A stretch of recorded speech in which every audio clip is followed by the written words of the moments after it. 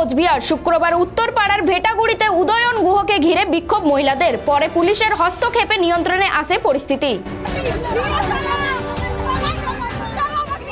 নিশীথ প্রামাণিকের গড় হিসেবে পরিচিত ভেটাগুড়ি এলাকায় তুমুল বিক্ষোভের মুখে তৃণমূল কংগ্রেসের দাপুটে নেতা। মুহূর্তের মধ্যে এলাকায় ছড়ালো তুমুল উত্তেজনা।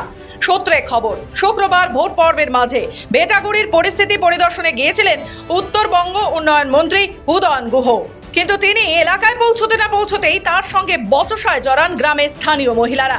জানা গিয়েছে, স্থানীয়দের মধ্যে বিক্ষোভ দানা বাঁধে বিজেপি পঞ্চায়েত সদস্যের স্বামীকে গ্রেফতারের বিষয় নিয়ে। যদিও সাংবাদিকদের মুখোমুখি হয়ে উদয়ন গুহ বলেন, যার বিরুদ্ধে মামলা রয়েছে তাকে পুলিশ গ্রেফতার করেছে, এতে আমার কোনো বিষয় বলে মনে হয় না।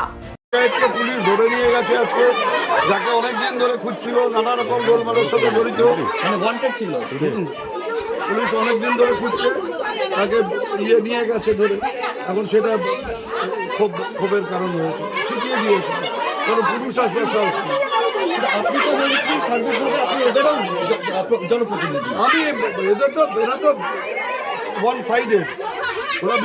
আমি তো এখানে সকালেও এখানে বসেছিলাম, এখনো এখানে বসে আছি। অশান্তির তো কোনো কারণ ঘটেনি। শেষমেশ পুলিশের হস্তক্ষেপে নিয়ন্ত্রণে আসে পরিস্থিতি। উত্তরবঙ্গ থেকে পার্থ প্রতিম দাসের রিপোর্ট, খবর বাংলা।